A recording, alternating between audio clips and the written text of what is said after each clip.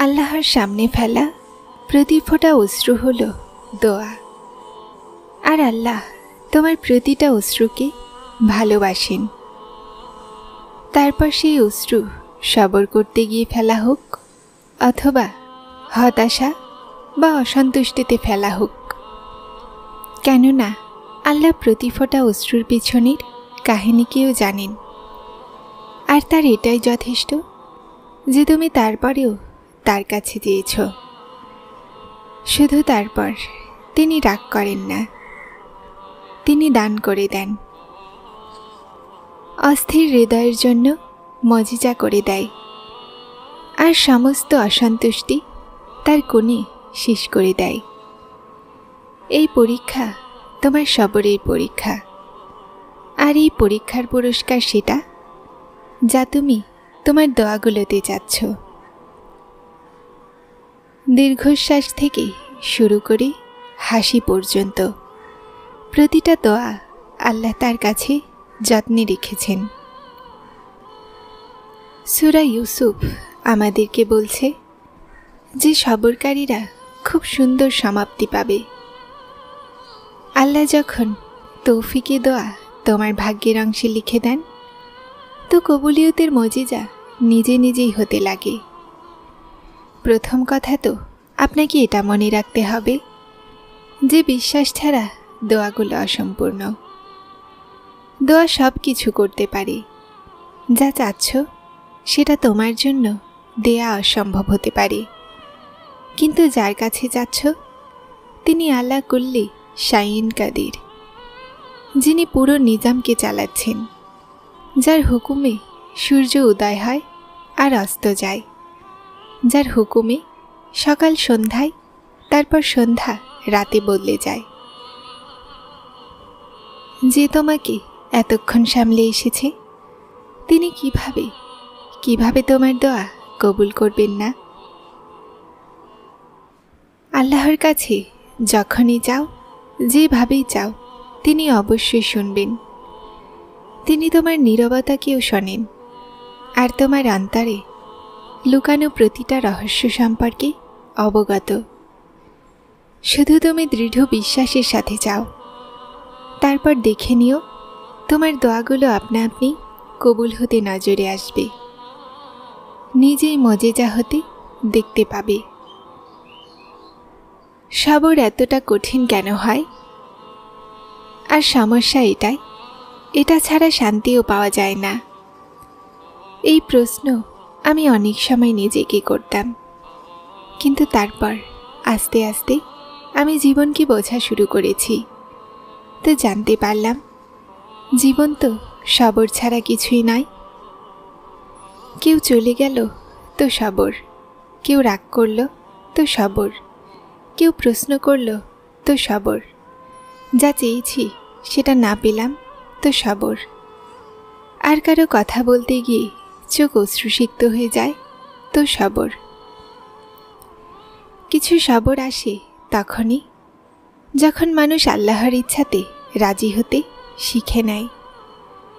আর জানো, সবরকারীদের উপরে ওঠা প্রতিটা প্রশ্নের জবাব আল্লাহ নিজে দেন। তারপর হোক সেই প্রশ্ন সত্তার উপরে অথবা চেষ্টার। আর ভাবো একটু, যেই ব্যক্তি আল্লাহর প্রতিটা ফয়সালাতে মাথা ঝুঁকিয়ে নিয়েছে আর সবর করে নিয়েছে, তাকে তারপর দুনিয়ার কোন জিনিস ভাঙতে পারে? তারপর শুধুমাত্র মানুষের ভয় শেষ হয়ে যায়, আর তাদের কথা দুঃখ দেয় না, কেননা তখন মন এটা ভেবে প্রশান্ত হয়ে গেছে যে আল্লাহ যথেষ্ট। সবর হলো ভালোবাসা, আর ভালোবাসা হলো সবর। যে সবর করা শিখে নিয়েছে, সে মরু পর্যন্ত দূরত্ব তৈরি করে নিল, আর যে সবর করা শিখে নিল, সে নিজের তার আল্লাহর মধ্যবর্তী থাকা প্রতিটা দূরত্বকে শেষ করে দিল।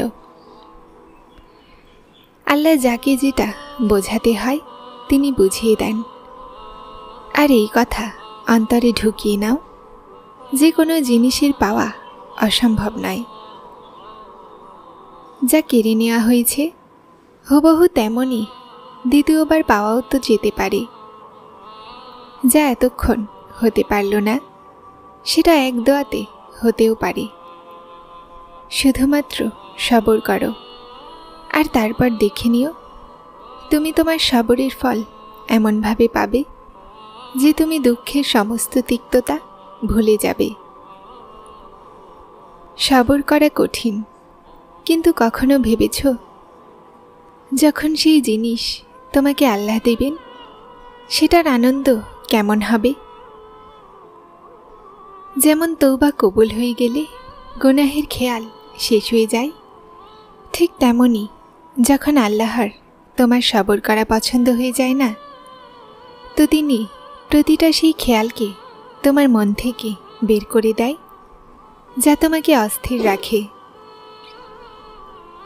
তিনি অন্তর প্রশান্ত করতে ভালোই জানেন। কোনের আশায় এখান পর্যন্ত এসে গেছ, তো সবর রাখো, বদলে যাবে পরিস্থিতি। তুমি অন্য কারো উপরে আশা করে নিজেকে ভেঙে দাও। তুমি জীবন জীবন করে নিজেকে হারিয়ে ফেলো। কেউ নিয়ে যাবে তোমাকে স্বপ্নের ওপারে, এটা ভেবে নাও। নিয়ে এসেছে না জীবন তোমাকে এমন মোড়ে যে তুমি আল্লাহকে স্মরণ করো। পুরো দুনিয়াকে বুঝে কিছুই হাসিল হলো না, তো নিজেকে এখন তুমি বোঝো। মনে আল্লাহ থাকা সত্ত্বেও শান্তি খোঁজো। ভেঙে গিয়ে অন্য কারো হাতে তুমি আল্লাহর কাছে অভিযোগ করো। প্রতিটা বাধার কোনো না কোনো কল্যাণ লুকিয়ে আছে, যা আল্লাহ পর্যন্ত নিয়ে যায় সেই আঘাত শাস্তি হয় না। আর এভাবেই তিনি আমাকে সবর দান করেছেন।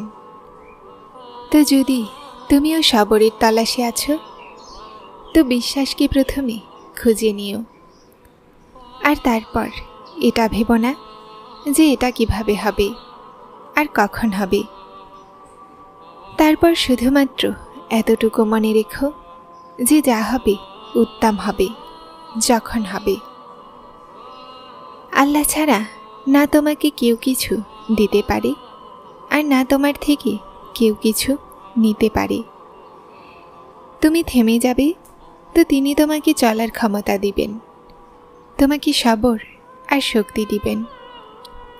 তার সন্তুষ্টির রাস্তা সহজ হয় না, কিন্তু অসম্ভব তিনি রাখতে দেন না। তিনি সমস্যার সমাধান সমস্যার মাঝেই দিয়ে দেন। তিনি কোরআনে বলেন যে নিশ্চয়ই কষ্টের সাথে রয়েছে স্বস্তি।